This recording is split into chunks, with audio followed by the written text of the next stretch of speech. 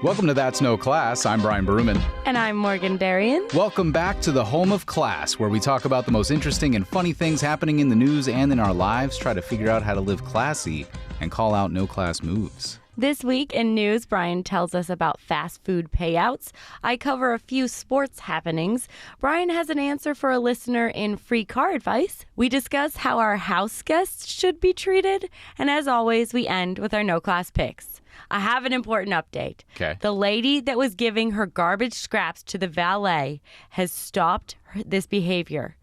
Confirmed? Yes. I talked to him and he was like, yeah, we just throw it away. Who's going to eat that? And my friend confirmed that this woman had been doing it for forever, and that the valet team is like, what the hell, lady? But they're really nice to her, even though she's fully pina colada for doing this. The craziest thing ever. Yeah, so he was like, so I told him, I'm like, yeah, I told her that was weird.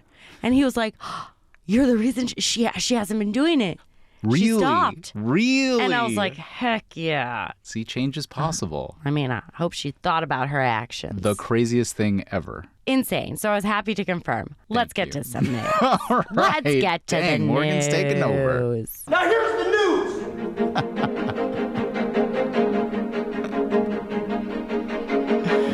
All right. This one is a shout out to any of our listeners in California, Florida, Georgia, New Jersey, or New York who ordered Chick-fil-A delivery between November 1st, 2019 and April 30th, 2021, i.e. the majority of the pandemic shutdowns. Those people might be eligible for a $29 Chick-fil-A gift card as part of a settlement for a class action lawsuit. This is what the lawsuit alleges. What? And in a settlement, Chick-fil-A doesn't admit that this is what happened. This is how these things work. It is a settlement so that it doesn't go to trial and get bigger. Okay. What happened? The lawsuit alleges that Chick-fil-A offered people free or low-cost delivery, but those people were actually getting charged 25 to 30% more than they would if they had gotten the food at the restaurant. Yep, that's what they do. I mean, we do low-level schemes on this show, but this is a high-level, corporate level. You can't say you're giving it for free or whatever. That's what the lawsuit says. All the restaurants have higher prices on those because on the apps. To cover the cost of the but just delivery. don't say that you're but don't say that you're not giving it doing away for free. Amazing. So one example in the lawsuit says that the same 30-piece chicken nugget order cost $5 to $6 more through the delivery that they did. Yeah. So if you are a part of this and you did this, you have until February 15th to submit a claim on the lawsuit's website. The total amount that Chick-fil-A is setting aside for the fund for this settlement is $1.5 million. And that money is supposed to cover the attorney fees for the lawsuit. And if there's money left over, it goes to the people. But if there isn't enough money left over for each person to get $30, then it gets split up evenly, whatever it is. It could be cents. It could be nothing. It could be nothing. It could be nothing, but the court has to approve this whole settlement. What? And there can be an appeal, so it can be up to a year before people see this $30 in Chick-fil-A gift cards. How is the court going to accept this? Because this is how these things go. That's insane. I think the court will accept it. It's just, is Chick-fil-A going to appeal it? Probably not if they've already agreed to the settlement. It's only costing them $1.5 million to make this all go away. Meanwhile, how much did they make during that period? Schemes can pay, man. Schemes can pay. I'm sorry, I have to go back to this. Okay. I was going to move on, but no. Okay, the whole reason that people usually don't want to go do a court case is because of the lawyer's fees. Right. And it sounds crazy to me that the lawyer's fees would be included in the settlement. I think that's crazy too. But that makes no sense. I didn't know that about how this. I just learned something about how class action settlements work. I did not know this. That is a scheme of schemes. It is a scheme of schemes. Damn. Yep. Ugh. All right, what do you got? You got me angry right now. Sorry. Okay. I have two small-ish sports stories. Okay. They are small in length, but large in scope for the people involved. All right. The first happened because science. The makers of the Kansas City Chiefs football helmets have to go back to their labs. Did you hear that the helmet on one of the players shattered during the playoffs? Saw that on the headline. It was the quarterback, Patrick Mahomes. Okay, so yeah. what happened? Okay, here's the quote that got me interested. The manufacturer was like, and I quote, it did its job, which got me laughing at first because I'm like, I don't think anyone wants a helmet shattering in tackles. The only job of the helmet is to protect the player's head, sure. But I kind of feel like part of that job is to not disintegrate mid-play. Okay, the real deal that day was that it was -4 degrees with 25-mile-per-hour wind chill. Oh, it was on that game. Yeah. Yeah. So the company was like, hey, it's never been tested in those conditions before. The football player was like, now they're testing the one that shattered, and he wants his smashed helmet as a souvenir, and he's all good. Coolest he agrees. thing ever. He's like, yeah, it did his job. I'm fine. Remember that game when my helmet shattered? Yeah, exactly. He's going to keep that forever. I never considered this before, but the makers of the helmet were like, we've tested them at all other temps, just not that low. So that's probably what happened. Yeah. It got so cold that it got like brittle. Something happened shattered. with the metal or whatever. I mean, it still sounds sus. Like the idea that it shattered in the cold, that doesn't sound like, by definition, wasn't designed to do that.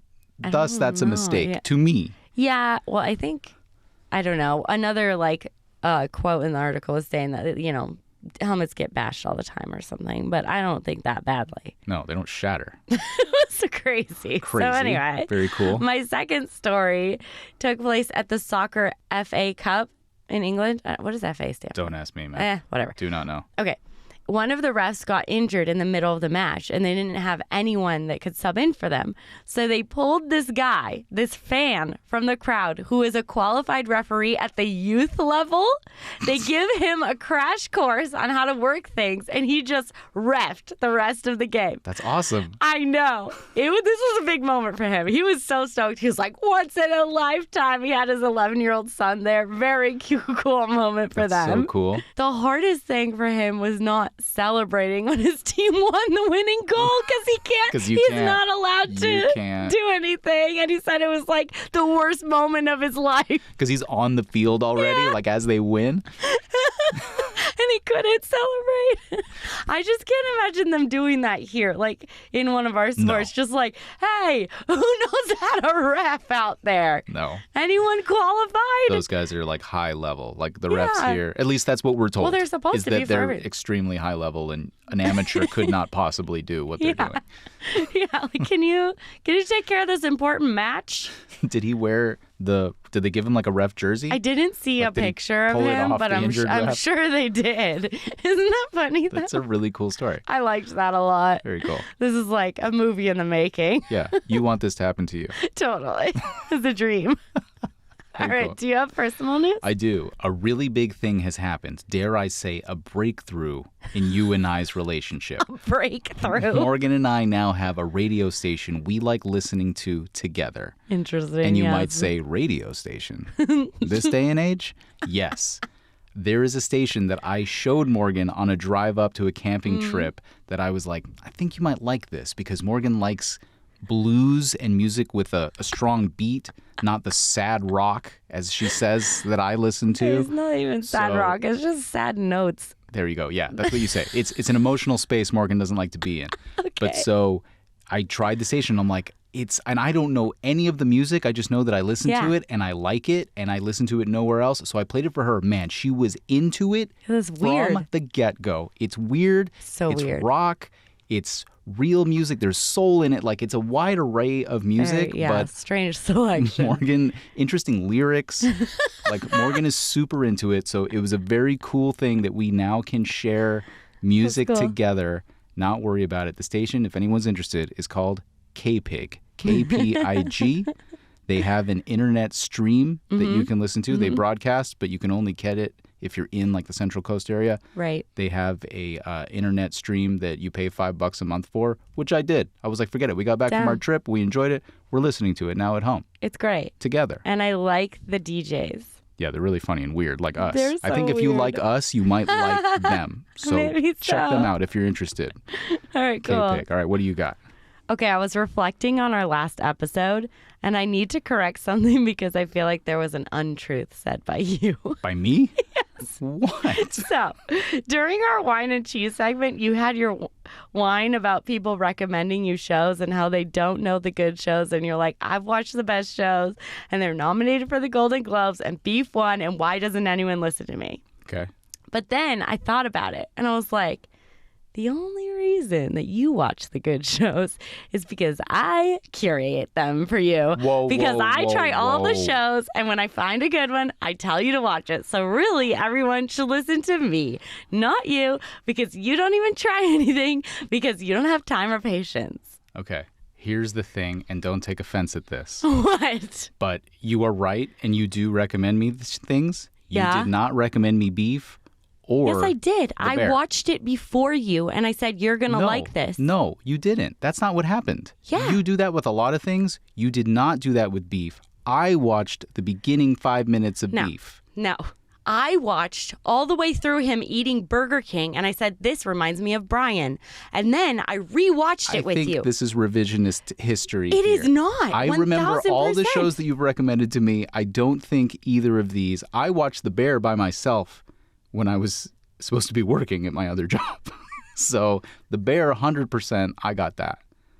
Beef, no. Okay, like literally all of them are yes.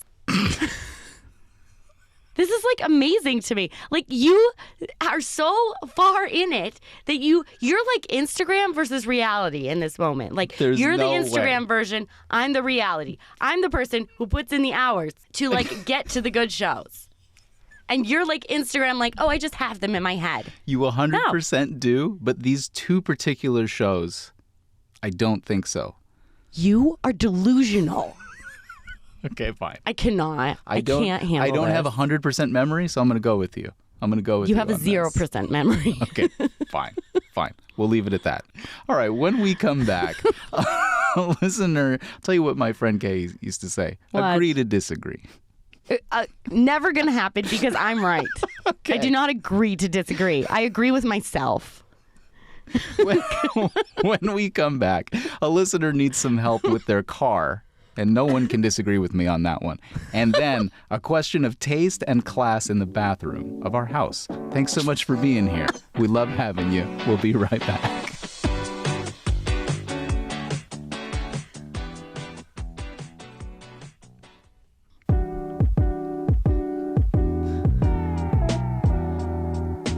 Every once in a while, Brian likes to give away a little gold nugget of coveted car knowledge.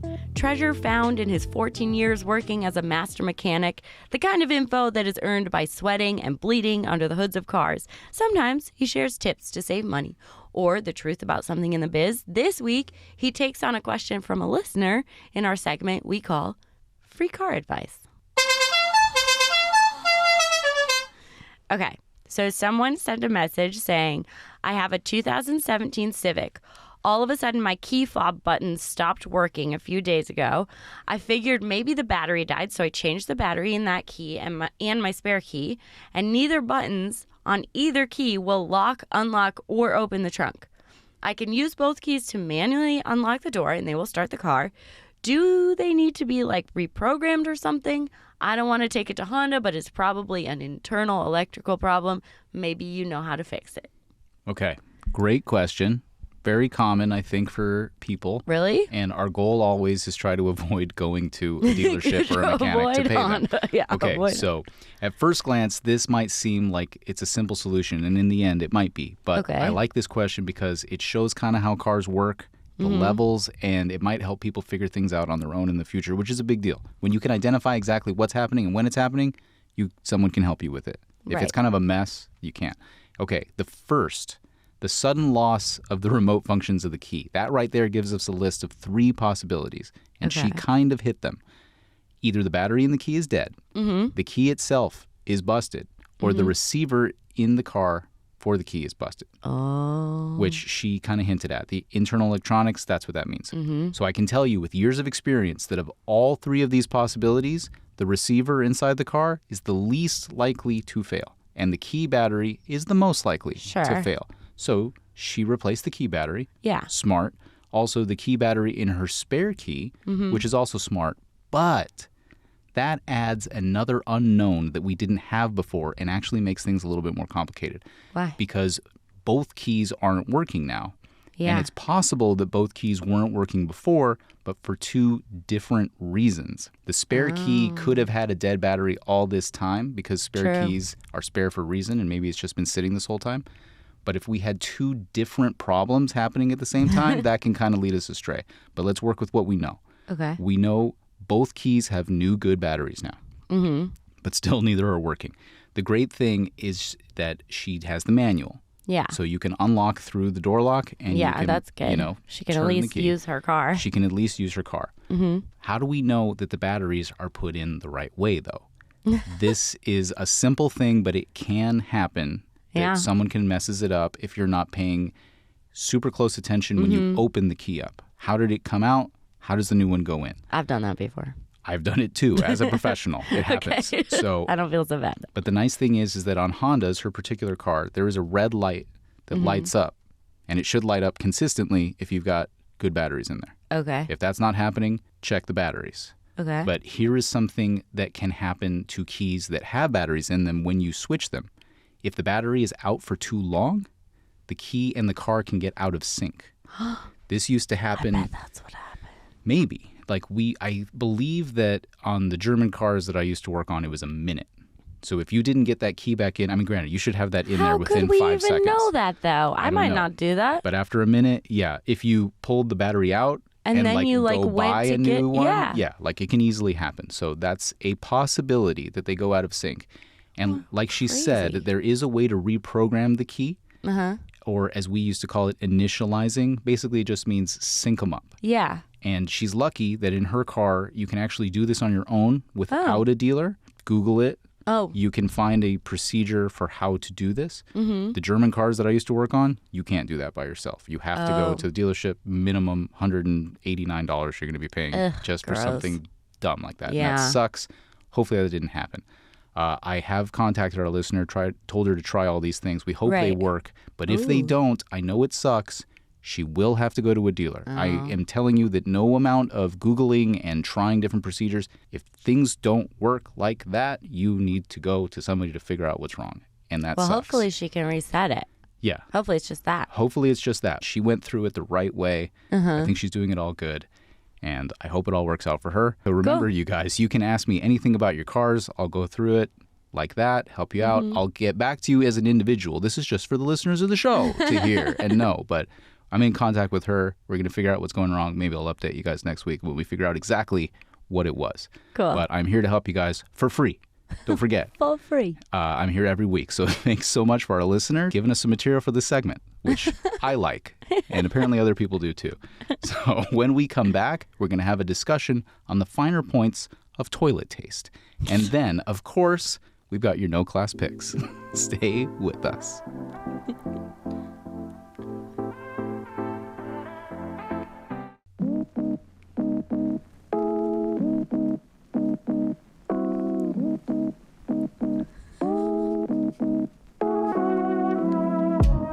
Welcome back. When one brings friends or guests into their home, most people want to make a good impression. This is why a lot of people only really clean the house when they know visitors are coming over. And they arrange the items on their shelves just so. And if you're like me, you intentionally leave the novel you're reading out on the kitchen table because maybe it'll be a conversation starter. Whatever you do. But certain details of your private life you keep hidden away, hoping your guests either won't see it and you won't have to talk about it. And that brings us to today's discussion, the Squatty Potty. Class or no class? Now, we'll try to avoid the most disgusting and graphic parts of using the bathroom or restroom, as some of you might call it, but some details will be unavoidable because it's a product that's designed to help you poop better, and there's no way around that truth. So if you don't know what a Squatty Potty is, it's basically just a little stool that sits in front of your toilet that you can put your feet on. That's because our bodies were made to poop in a squat, and now there's a product that lets you squat in your own home. Introducing the Squatty Potty. No, Squatty Potty is not a joke. And yes, it will give you the best poop of your life. Yes, it will. It's from the Squatty Potty commercial. Love which it. I believe has 31 million views right now. Great job. On YouTube. It was a product that comes from the show Shark Tank. By all accounts, a fairly successful company because of a great idea. And Morgan thought it was such a great idea that she got us one. Of course. Why? Because it's amazing. What is so great about this? The main argument for putting a Squatty Potty in a guest bathroom is that you're really just saying, hey, I'm trying to help you out, man. I care about your bowel movements. And this little step stool is going to turn it into a great time for you. Okay. It's nice. It's cool. I mean, the first time I saw it was at a family member's house, and I was like, that's cool. But then I also felt weird. Because, you did? Yeah, because I'm imagining the person who lives there using it. I mean, it's a very clear thing. Okay, so there's like no mystery two parts to this. as to what's happening. Okay. There's two parts. Okay. The first one is if someone put one out for me, I'd be thrilled. Okay. I would do a fist pump, and I'm not exaggerating about that. I would see the Squatty Potty and go, yes. Okay. Because here's the thing about visiting someone else. You're going to be eating things you wouldn't normally eat, and that usually leads to some wild times in the bathroom. Most likely, a more difficult time. I'm going to say 3 words. Lita's secret ingredient. Okay. You know what it is? Crisco? Yeah, I was going to say lard. Yeah. Okay. Yeah, that is the secret ingredient. Okay, Makes so everything there's taste that. But I understand if someone's going to be like, this is kind of crazy. Because the only way I think it would be no class if it has like splatter patterns on it, which I have seen before. You've seen that? Yeah. Good Lord. That is no class. But if they're going to have splatter patterns on that, they're going to have that on the toilet or the floor. So in that case, there's no hope for that person. They're clearly okay with not cleaning before someone visits. Yeah, but that is a completely separate point than what we're talking about here, which is... Then what is your argument for not having one? It's just kind of weird. Why? To see it and be like, oh, but I didn't consider... Is it weird for us to have a toilet for them? I mean, I don't know, and that's what I was thinking about. It's just an extension of the toilet. For some reason, the toilet itself, I can't see what happens there. I just see toilet. But when I see the little stool, I'm like, Why, though? There's a whole graphic that goes on in my mind with that. Because now you see their knees up? I really wish I knew what other people thought. Now I kind of feel like I'm the only person in the world who thinks that this is kind of weird. And I'm not against the product. I'm really not against the product. It makes perfect sense why it exists. It makes perfect sense why it would be helpful to people. Yeah. But it just seems a little too revealing to me. Maybe. Revealing of that you want a nice poop? Maybe I think that it shows me that they have a hard time going. Yeah, but everyone has a hard time sometimes. As a person who doesn't use the Squatty Potty and has my own techniques, patented techniques that only the closest people to me know, unique I don't need a Squatty Potty because I mimic the movements in my own way and in my own style. So I get that people, this was a discovery to people, oh man, but now I'm oh, they must have really struggled for years until they got this thing. It's just a little bit better. But a small improvement. I like that you feel that somebody cares about you as a guest in their home, that they leave it out for you and don't hide it away the way that my inclination would be. Because everyone who uses one knows that it's better. It's just, I feel weird about it. I would not want the people coming into my home to see that and be doing that mental math. This whole thing is going on. But I could be completely wrong. And maybe other people feel this way like you and are just this is something good for our guests. And it will help people who want it. So, listeners, please let me know what you think, because now I am even more curious about this and what you would think about this than I was when we started. And so few people do have it. Only the elites. Only the elites. Only those who care about their guests. All right. Let us know what you think. When we come back, it's that time. Your No Class Picks of the Week. Stay with us.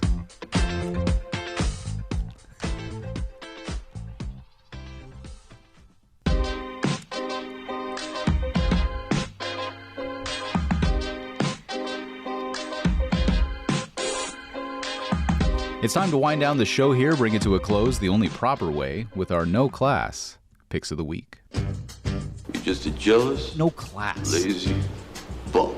No class pick. All right, my no class pick this week is me. Oh. It happens occasionally. This week, it happened again. Okay. Morgan and I went on this crazy and amazing hike/walk on the beach in Morro Bay, and it was an intense workout. There were a few other people there, including an older couple, maybe in their late 60s, early 70s, who walked a long way like we did. And at the end of the hike, to go back up to the car, it was all uphill. But the sand was this powder that was so fine, it's like flour. No joke, it's like flour. Yeah. And we're hoofing it, trying to get up to this bench to take a break and get on the rest of our way to the car. I say multiple times to Morgan, I don't know how that couple's going to make it. This hill is no joke. Honestly, they're probably going to need some help getting up here. You're so crazy. This is rough. And we get to this bench, and I'm gasping for air, turning around, looking what we had just come up, and what do we see? That couple coming up that hill like it's nothing. Yeah. Not even seeming to be... They're just on their nightly stroll. Yeah, that's just a daily thing for them. They're not even breathing hard. No. And that's what I get for assuming that they couldn't do it and didn't know what they were in for. I'm a no-class piece, and good for them. They're strong, and I'm weak.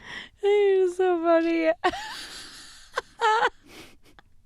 And then later, you asked that other couple if that was them, and the guy was like... Oh, man, he burned me. Yeah, he did. He burned me good. Yeah, He's like, oh, it was another old couple? And you were like, yeah. An insane thing for me to do. They did look similar. I straight up picked up these people, and I was like, did we see you earlier today? And the guy was like... No. This kid. this jerk kid right here, assuming that all older people are the same. Cool. No, they were so nice, though. They were super nice. Everyone's nice. They like to chat with us. Yeah. Okay. Okay, what do you got? Okay, so we took a quick camping trip on our days off and stopped by Morro Bay to get some food after a decent hike. A different hike than what Brian's talking about. I had never been to Foster's Old Style Freeze. So Brian was like, we gotta go. And it was amazing. But while we're waiting for our order to come up, I'm looking outside at a car parked, and there's 2 golden retrievers popping their heads out the windows. So of course I'm like watching them the whole time because dogs are magical and we must not take their presence for granted. And then I see their owner walking away from the Foster's order window, and she's holding 2 small paper dishes. And I turn to Brian and I'm like, ooh, these good buddies are about to get a whipped cream treat. And then Brian's like, oh, nice, and starts talking about something else. And I'm still watching her feed whipped cream to these golden retrievers, and one of them is like licking too fast, and the whipped cream is coming up over the side of the cup, and then this lady licks the whipped cream that her dog has just licked. Like to clean off the edge, right? Yeah. Like it's dripping. I'm gonna lick. Yeah, but like a big lick. It was a chunk. And I know there are pet owners out there that do this kind of thing, but I cannot deal with this. No, and you know, yell at me if I'm wrong, but I feel that it's no class to lick something where a dog has licked. And as our friend Kay would say, oh, nasty. 1,000%. That's right. 100% nasty. Ugh. So nasty. And she thinks she's getting away with it. Like, we saw you. We saw you. Don't, like, play it off. We saw that, dude. You're Gross. not alone in your home right now. Jeez. Jeez. All right, guys, that is our show. Thanks so much for being here and hanging with us. Like and or subscribe on whatever platform you're listening on. We're on all the apps. Episodes also on YouTube. Check it out. You'll see that I'm wearing a beanie today, and Morgan is also wearing a beanie. And if you're a longtime listener to the show, you know what we say about beanies. Yes, I don't know how you people do it. The sun came out for a minute today. Mm-hmm. My head was so hot. I don't know how you crazy people do it in the summer. Well, it was raining, so it was a beanie day. Yeah, but then the sun came out and I roasted immediately. Okay. Anyway, you can see my beanie in all its glory on YouTube. We appreciate you guys so much. Reach out to us everywhere. Instagram @That'sNoClass. You can also send us an email or a voicemail, that'snoclass@gmail.com, or call 877-7-NO-CLASS. Oh, I've been wanting to discuss this. So what? I was misled by the voicemail company. Why? I was told that 877-7-NO-CLASS works.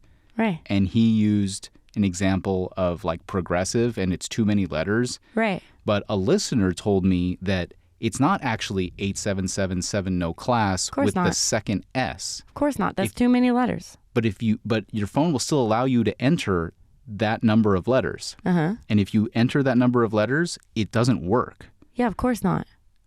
I didn't know that, and maybe some listeners didn't know that. So if you've ever tried to call the voicemail, 877-7-NOCLASS, and that didn't work, I'm so sorry. I have not known.